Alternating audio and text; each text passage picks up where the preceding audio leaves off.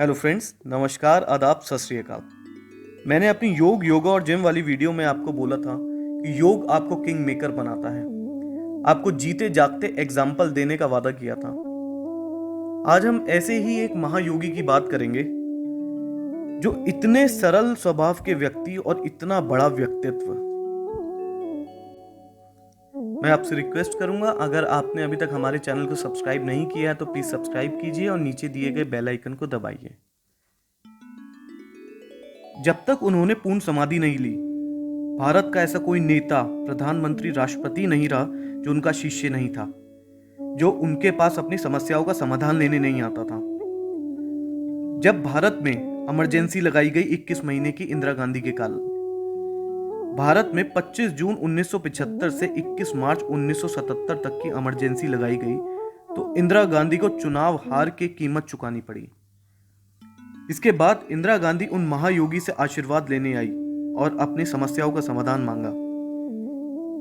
इन महायोगी ने अपने हाथ के पंजे से उन्हें आशीर्वाद दिया और तभी उसी साल 1977 से कांग्रेस का चुनाव चिन्ह हाथ का पंजा बना। और आगे का हम सब जानते हैं कि कांग्रेस राजीव गांधी तक प्रचंड बहुमत से जीतती रही। भगवान श्री राम ने अपने सभी भाइयों के साथ सरयू नदी में समाधि ली। बाबा को सरयू नदी से खासा ही प्रेम था, उसी के किनारे बैठे रहते थे। इनको लोग देवरिया बाबा कहते हैं। बाबा यूपी के देवरिया जिले से आए थे, इसलिए इन्हें देवरिया बाबा कहते हैं। इनका असली नाम उसी राज की तरह है जैसे इनकी उम्र। हाँ जी, इनकी उम्र का आज तक अंदाजा नहीं लगा। वैसे हमारे सबसे पहले राष्ट्रपति डॉक्टर राजेंद्र प्रसाद जी ने कंफर्म किया कि वो अपने दादा के साथ बचपन में इनके दर्शन के लिए जाते थे, तो इनकी उम्र कम से कम 250 वर्ष के आसपास होगी। पर उनको जानने वाले कहते हैं कि बाबा की उम्र 700 से 900 वर्ष के आसपास रही है और इतने ही वर्षों से वो अपने इसी शरीर में है। देवरिया बाबा के भक्तों में मोतीलाल नेहरू, जवाहरलाल नेहरू, इंदिरा गांधी, राजीव गांधी, डॉक्टर राजेंद्र प्रसाद, सरदार वल्लभ भाई पटेल, मदन मोहन मालवीय, अटल बिहारी वाजपेयी, ऐसे ही कितनी हस्तियां, हिंदू हो या मुसलमान, सभी इन महायोगी के आगे अपना सर झुकाते थे।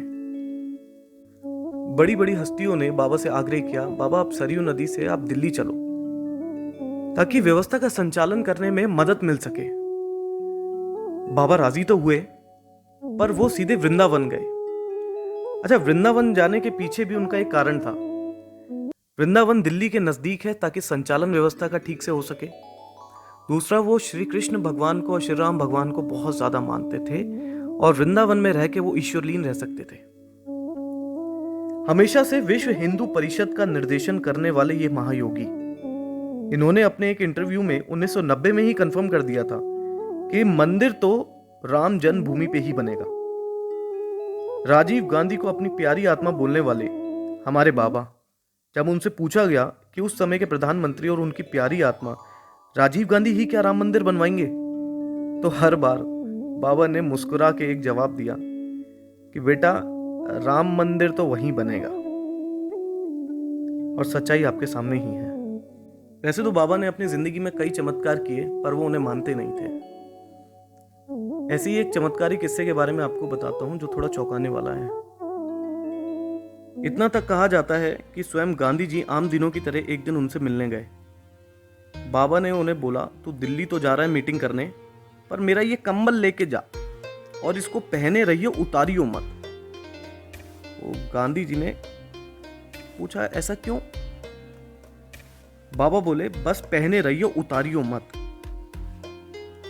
बाई चांस गांधी जी दिल्ली में मीटिंग में जाते हुए कंबल कार में ही भूल गए और वो दिन 30 जनवरी 1948 का था। हाँ जी, उसी दिन गांधी जी को गोली मारी गई गोडसे द्वारा दिल्ली में। अच्छा, बाबा की उम्र से जुड़ा एक बहुत मजेदार किस्सा है। बाबा की उम्र एक राज की तरह थी और बाबा कभी उसका जिक्र नहीं करते थे, पर बाहर के कुछ वैज्ञानिकों ने चेष्टा जताई कि पता तो लगे बाबा की उम्र कितनी है। तो वृंदावन गए, बाबा से पूछा, बाबा आपकी उम्र के बारे में जानना है, तो आपका एक बाल मिल सकता है? बाबा ने कहा, हाँ हाँ क्यों नहीं। और बाबा ने वहां से कैंची उठाई और बाल अपना काट के उनको दे दिया। कुछ दिनों बाद वो वैज्ञानिक आए और बाबा के आगे उन्होंने अपना माथा टेक दिया। पता लगने पे ये बताया कि बाबा के बाल का शोध जब किया तो उनकी उम्र 5 साल के बच्चे की जितनी आई। बाबा से पूछा कि इतनी लंबी उम्र का राज क्या है, तो बड़ी मासूमियत से कहते हैं, मैं तो राम नाम जपता हूं और मीठे का पान करता हूं। मीठे का पान? रिपोर्टर ने पूछा तो बोले, योग की एक खेचरी मुद्रा होती है जिससे अपने ही मस्तिष्क से पान किया जाता है और वो बहुत मीठा होता है। और ये एक बहुत बड़ा राज है कि योगी इतने टाइम रह लेते हैं बिना कुछ खाए पिए। खेचरी मुद्रा बहुत अहम मुद्रा है योग की। बाबा अपने जीवन में बहुत कम बोलते थे, पर उनको देशों को चलाने वाले भी बहुत मानते थे। बाबा कोई मैनेजमेंट गुरु नहीं थे, बहुत ही सरल व्यक्ति थे। 12 फीट ऊंचे लकड़ी से बने मचान पे रहते थे, यमुना नदी में स्नान करते थे। बाबा की कुछ शिक्षाएं जिनको बड़ी बड़ी हस्तियों ने अपने जीवन में उतारा, बहुत ही सरल शिक्षाएं हैं, पर उन शिक्षाओं से रंक से राजा बन गए। पर उससे पहले मैं आपसे रिक्वेस्ट करूंगा कि अगर अभी तक आपने हमारे चैनल को सब्सक्राइब नहीं किया है तो प्लीज कर लीजिए और नीचे दिए गए बेल आइकन को दबा दीजिए। ऐसी शिक्षाएं बाबा की जो प्रेम से और ध्यान से सुनने वाली हैं, जिनमें कोई साइंस नहीं छुपी हुई, वो अपने आप में साइंस है। बाबा कहते हैं, बरसों भगवान के आगे बैठने पे भी उतना लाभ नहीं मिलेगा जितना लाभ भूखे को खाना खिलाने और रोते हुए के आंसुओं को शांत करने में मिलेगा। बहादुर आदमी वो है जो अपने विचारों को कंट्रोल में रखता है, जो अपनी अंतरात्मा की सुनता है। अपनी भावनाओं को कंट्रोल और मैनेज सिर्फ एक बहादुर आदमी ही कर सकता है। आप भी सोचना एक बार, क्या आप बहादुर हैं? कहते हैं भगवान का नाम लेने से सभी पाप खत्म हो जाते हैं। ये तो हम मानते ही हैं, पर क्या सच में पाप खत्म हो जाते हैं? अगर ऐसा होता तो साधक भी चिंता में क्यों होता? देखिए, भगवान का नाम लेने से पाप तो खत्म हो जाते हैं, पर उनका कारण कभी खत्म नहीं होता।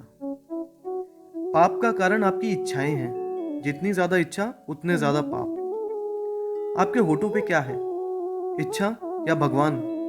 आपके दिल में क्या है, इच्छा या भगवान? आपकी अच्छाई बुराई सब यहीं रह जाएगी, अगले जन्म में साथ जाएगा तो कारण। भगवान हर चीज में है, जंगल में भी, पहाड़ों में भी, पेड़ों में भी, पशु में भी, पक्षी में भी। बाबा कहते हैं हमें हर चीज को बहुत प्यार और आदर के साथ देखना चाहिए। उसी से हमें भगवान के प्रति प्यार का पता लगता है।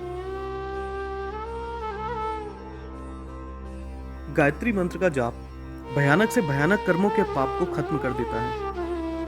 अगर जीवन में समय रहते इसका जाप शुरू कर दिया जाए और कम से कम 108 बार, मतलब एक माला एक दिन में, आपको बड़ी से बड़ी मुसीबत से बाहर निकाल देता है। वेदों की माता कौन है? गायत्री माता। और गायत्री मंत्र तो मोस्टली हम लोग सब जानते ही हैं। एक माला करने में 10 मिनट से ज्यादा नहीं लगता। जो लोग भी भगवान को दोष देते हैं उनके दुख के लिए, बाबा ने उनके लिए एक बात बोली है, भगवान कभी दुख नहीं लाते। इंसान अपनी नासमझी और अपने एक्सपीरियंस से उनको दुख समझता है। जैसे एक नासमझ बच्चा धूल मिट्टी में गंदा होकर घर आता है और माँ उसको साफ करने के लिए कहती है, पर वो मना कर देता है। फिर माता को जबरदस्ती उसे नहलाना पड़ता है और साफ करना पड़ता है, चाहे बच्चा कितना भी रोता रहे। आप अपनी समझ से बताइए कि माँ सही है या बच्चा? बस उसी तरह भगवान करता है हमारे साथ। 19 मई 1990 इस दिन बाबा ने पूर्ण समाधि ले ली। उनके भक्तों ने लकड़ी की शैया पे उन्हें यमुना नदी के आंचल में रख दिया। उस समय अटल बिहारी वाजपेयी भी वहां मौजूद थे। देवरिया बाबा की शिक्षा से कितने लोग रंक से राजा बन गए। लोगों ने देवरिया बाबा की शिक्षाओं पे किताब लिखनी चाहिए। बाबा ने कहा सीखना है तो रामचरितमानस और गीता पढ़ो। समझ लेना मुझसे शिक्षा ले रहे हो।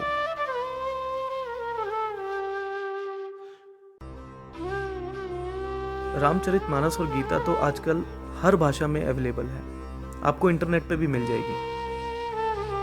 जब आप रामचरितमानस और गीता पढ़ेंगे तो आपको ऐसा प्रतीत होगा जैसे आपके हर सवालों का उत्तर आपको मिल गया हो, जैसे कोई एक महान गुरु आपके सामने बैठा हो और साथ के साथ आपको उत्तर देते जा रहा हो।